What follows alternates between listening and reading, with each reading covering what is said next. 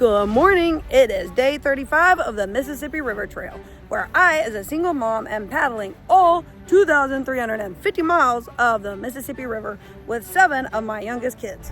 We're a family of 15 kids. One mom and Smokey Bear. And the 7 youngest of us are paddling the whole Mississippi River. This is chaos made fun. Come follow our adventure.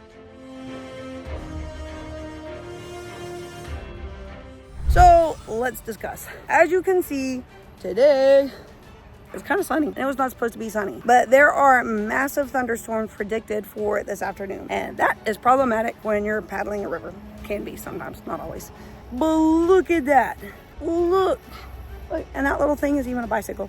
You see it? And look at the garden. It's called a Discovery Garden, and that is an inclusive playground. So we are at Colvill Park in Redwing, Minnesota.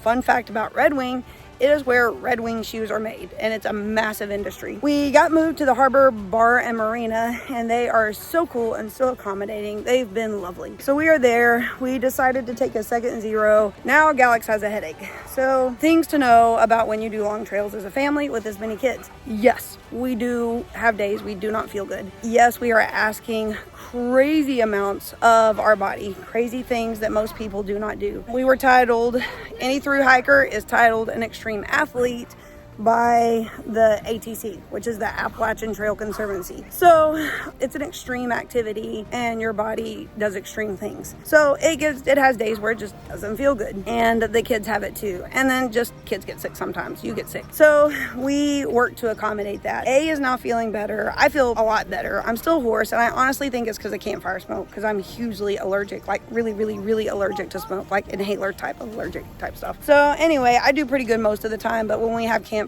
night after night after night, you get dehydrated, you don't feel good, and then you lose your voice too. So we are double zeroing for the well-being of everyone. Not ideal, but it also is a very stormy day. Can you tell? Yeah, no. But anyway, word has it storms are coming, 80% chance, thunderstorms, large wind, all that. The large wind is pretty much what kept us off the water. You can paddle in rain, but not really storms. So that catches you up to date. Because of it, we are at the town playground, which is banging. And we'll walk through the garden here in a minute. Okay, so talking about what lies ahead in the next few days, it is going to get interesting. We have Lake Pepin coming up. Many people do not know what the Mississippi River Trail is, while a lot of natives and those true to the river with a passion for the river know exactly the hurdles that lie ahead of us. Cass Lake and Big Winnie are 2 of the 3 biggest lakes, Pepin being the 3rd biggest lake. So we were told by DNR, absolutely do not do Cass or Big Winnie. There were wind advisory outs, small watercraft warnings, and when approached by DNR, as they heard about our story and talked to us, they said do not take the kids out on the water. Small watercraft do not need to be there. We could wait out the wind and do it on a potentially better day, but that we were in for a long wait, and they told us to jump. So much to our disappointment, but in the best interest of everyone, we jumped Big Winnie and Cass. We hope to come back and do it at a later date, but as of now, DNR said that it would still be considered a through paddle because there was no ability to get on the lakes those days, and they did not want the kids on the lakes. So now we face Lake Pepin. DNR has advised us not to do Pepin. It has the worst, or to put it in a more positive light, the biggest reputation of all of the big lakes of the Mississippi River. It is shaped in a way, if you look on a map, it looks like a river. It doesn't look like a lake. It doesn't really look like a reservoir. It's above Lock 4, but it is the way it's shaped, and it's in a bowl. So in this bowl, the wind goes in circles like this, but it also circles like this because of its unique shape.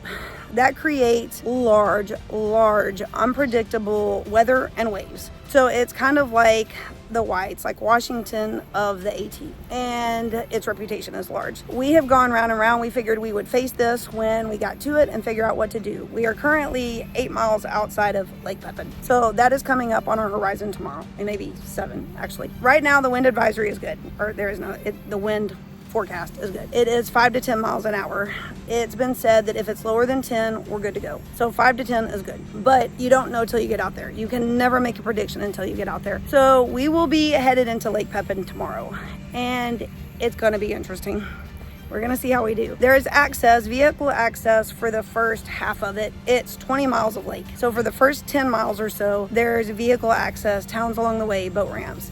The last 7 miles, 7 to 10, you're committed. There's no way to access us.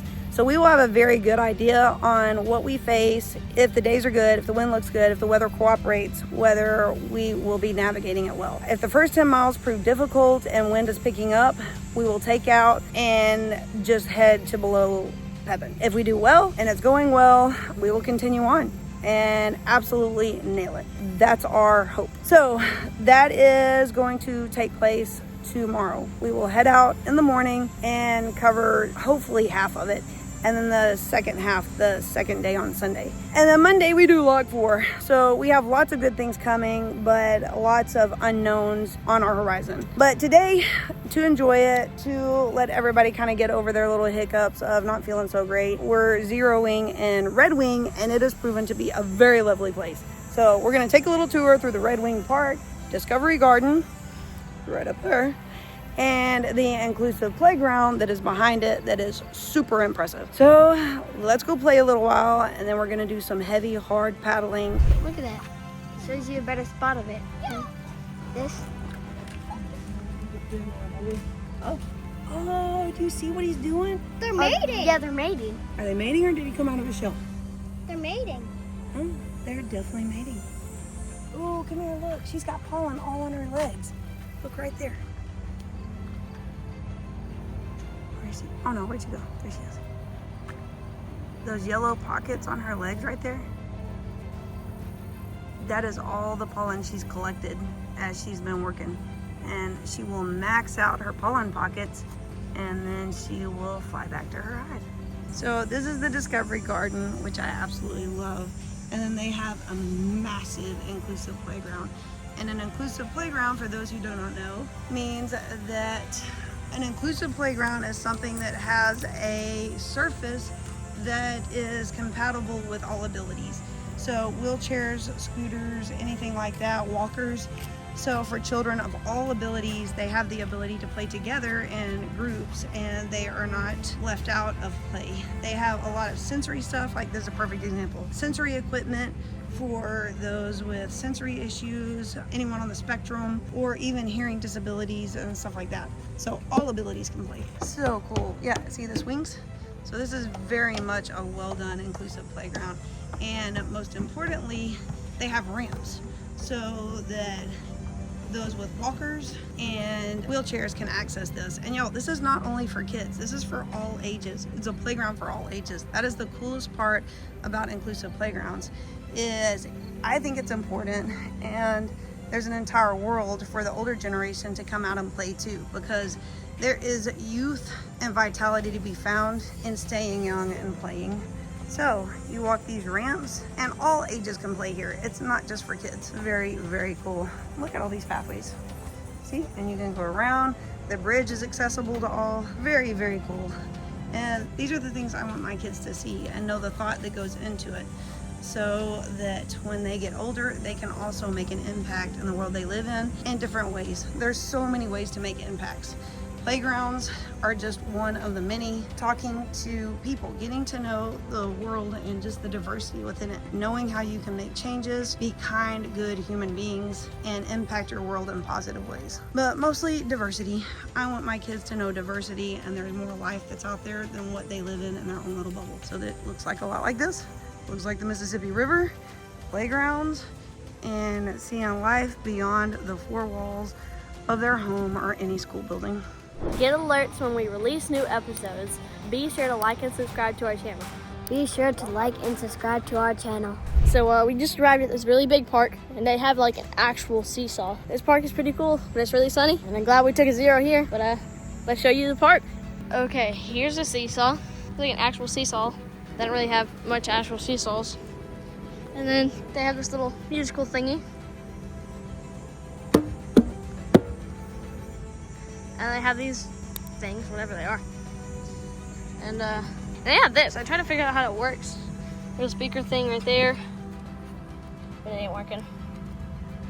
So we're just gonna go on the whole entire park. We're gonna slide down all the slides and all that good stuff. They have this thing, which I don't really know what it's for. but I like to slide down it like this. Whoa! Ah. Then you have this little tunnel thing, which I'm just stepping on. No hands or nothing.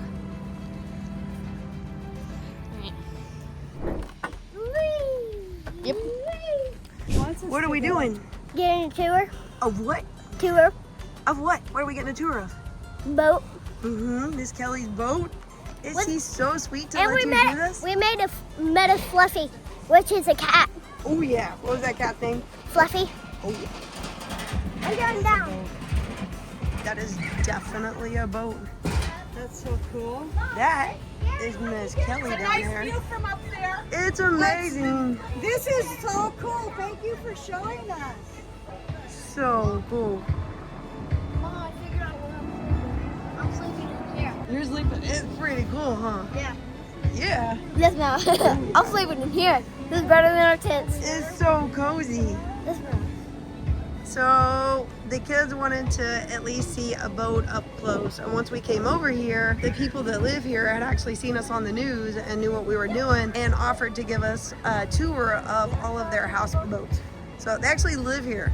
And that is a cruise that bases herself out of here, Redwing. And they go up to the casinos and all kinds of stuff. As far as Minneapolis, I think she said. So yeah, these are actually homes and people live on them. This is so cool. So there is this tent and there has been no movement at all. And it's been here since we've been here.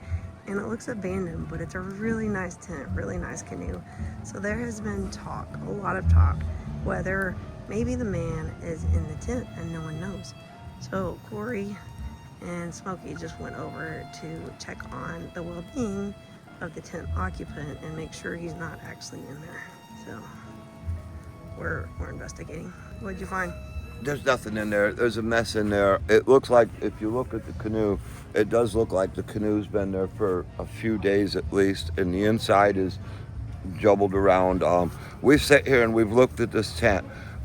Etiquette on the Appalachian Trail is if you look at a tent that's not touched for 24 hours, you check. You don't want to, but you go check. So me and Corey come over and check. There's nobody in there.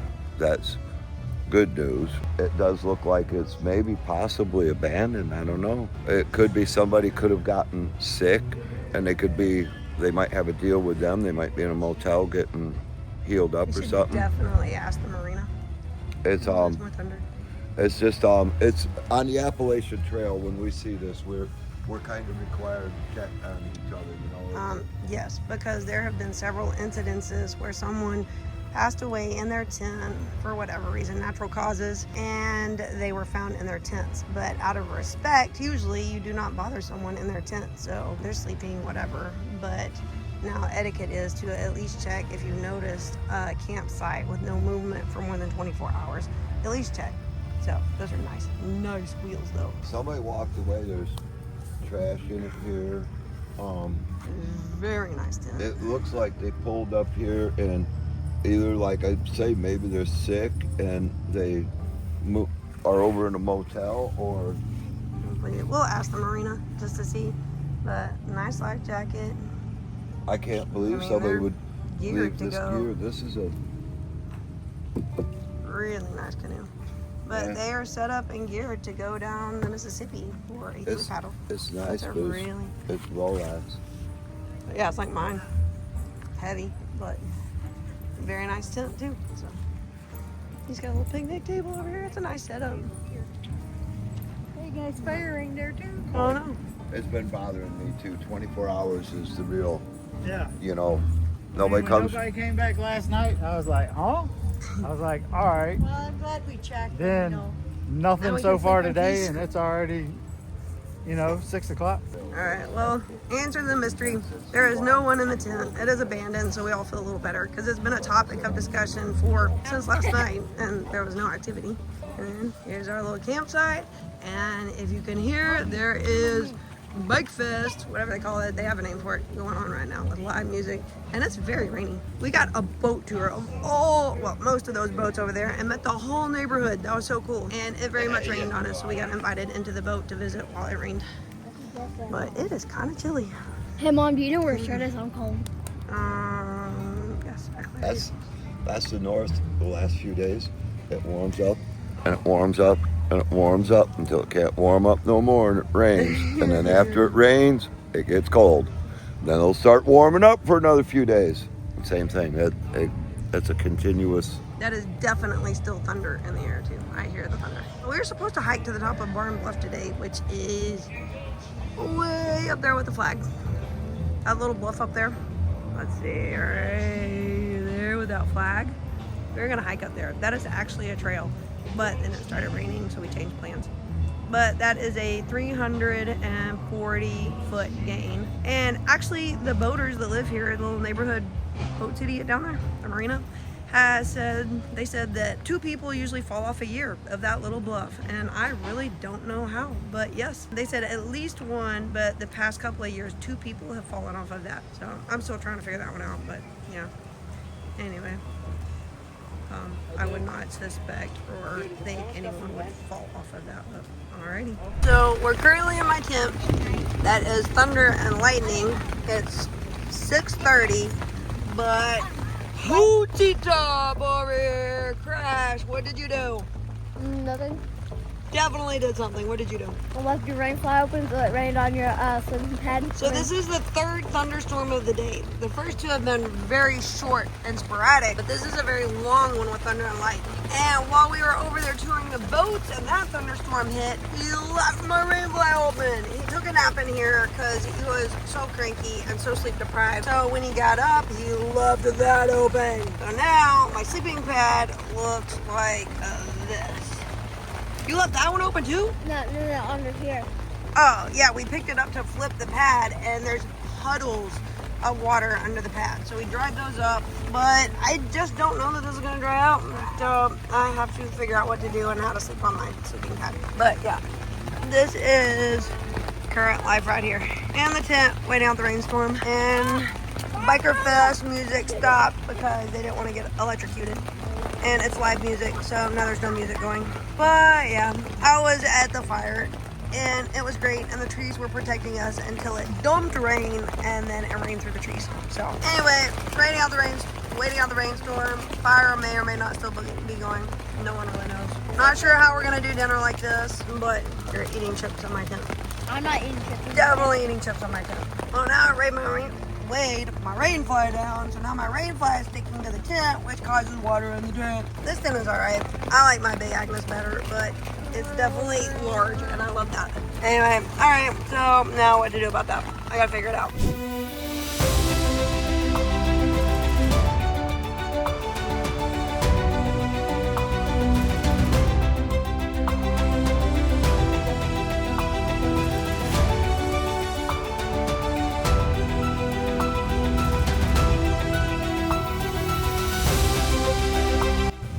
Quite rainy.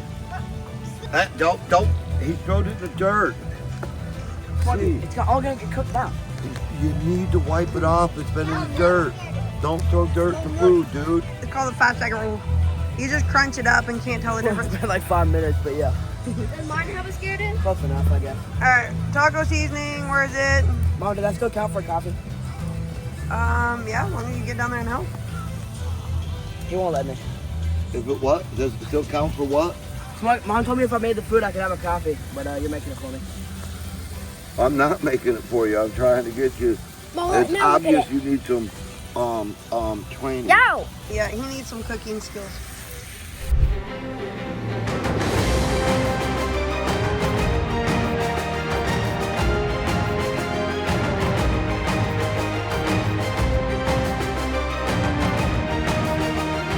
What are you doing? Eating food in the warm tent. What are you doing? Slice your toes off. Yeah, what are you doing?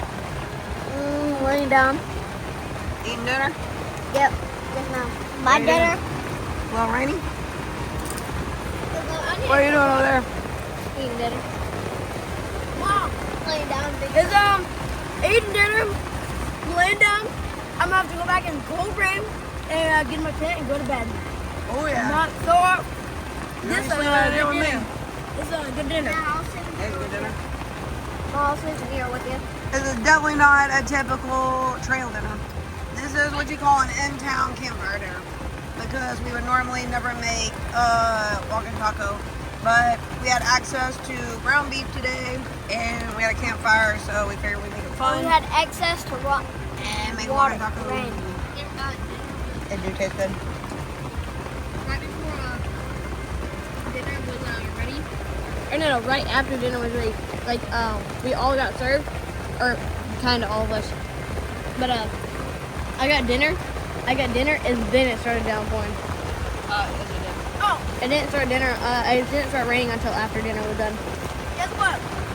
But now all of our taco meat is out there getting rained in. Oh yeah. And full. Go fishing forever for catfish, a big catfish like this big. Go fishing maybe 3 or 4 hours, maybe 5. I think like 6 or 5.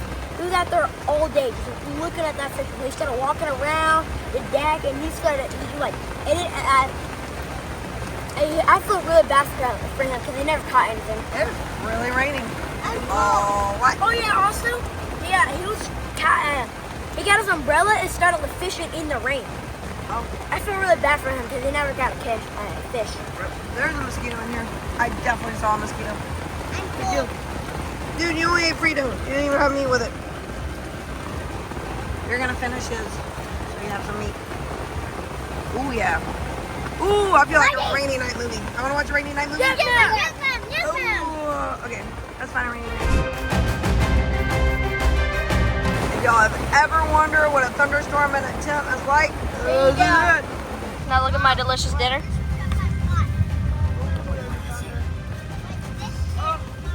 Alright. Gretchen's stinky breath is in my ear. Can't pick up nothing.